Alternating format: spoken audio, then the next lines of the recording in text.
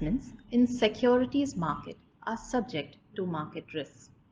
Read all the related documents carefully before investing. Hello everyone and welcome to this episode of Conversations with Your Advisor. Today we are going to be discussing about fast tracking your wealth creation journey and if small caps are the way to go.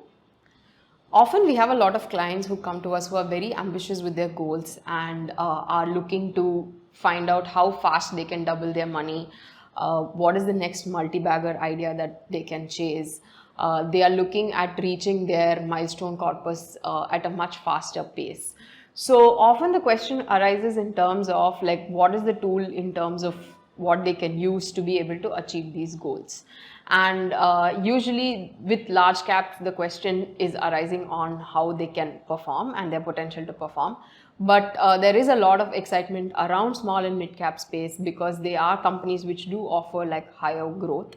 And in 2023, we have seen that also because the last 5 years, money in small and mid caps have doubled, and also the last 1 year performance is around 30 to 35%. And also the mutual fund data shows us that year to date inflows in the small and mid cap space has been quite high. So this brings us to the question of whether small caps are the way to be unlocking wealth creation. I think you brought up some really interesting points for us to discuss because there is obviously a lot of hype around small caps because they have doubled money for investors in the last 5 years. And if we look at how the flows have been as well, into the small cap space from say January to September in 2023, we've had about 29,000 crores of money come in, and in the mid cap space that has been about 16,000 crores. That's a lot of money that has come into these two categories, and we need to be aware of the fact that the mandates for these kind of funds limit investment managers' choice in terms of the stocks that they can invest in, because it's very clear where they can invest and what the percentage of allocation needs to be. So with more money coming in, you need to understand that the price appreciation or the return that we're seeing on these funds is partly also because of the flows that has come in. It's not just about business fundamentals improving and all of that. So it's even more important that investors remember that small caps are sensitive to input prices, they're sensitive to economic conditions, they're sensitive to market cycles, and they're sensitive to competition. So any of these conditions, if they become unfavorable, then you don't have the same safety net as you do with a large cap stock. Now, keeping all of this in mind, we need to look at the risk angle of this as well. So in 2017, small and mid caps occupied about 32% of the total market capitalization in India, right? And then you had a couple of really bad years where the percentage share for small and mid caps dropped from about 32% to 25%.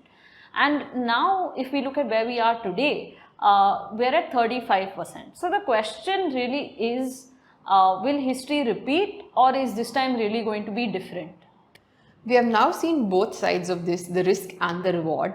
And this kind of reminds me of a blog post from our colleague on psychology of money, which speaks about being reasonable and rational.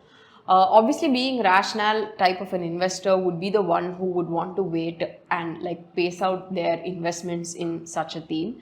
But obviously, the reasonable investor might want to take that high risk and go ahead and begin their investments. And there is obviously pros and cons to both of this and the impact that it would have in the future. So let's try to understand that a little better. That's a pretty difficult choice to navigate. Do you want to be a reasonable investor or do you want to be a rational investor? So being rational, of course, is not always a practical choice. But if we choose to be reasonable, there are a few ways in which we can protect ourselves. And let me talk about 5 of them today with respect to someone who's interested in the small and mid cap space. The first thing would be to lengthen the investment horizon, because the expectation is in the last 5 years I've doubled my money, so probably in the next 5 years I'm going to do the same thing. Now that might take longer than 5 years, and I think mentally being prepared for that would help an investor navigate the ups and downs that may come with small cap investing.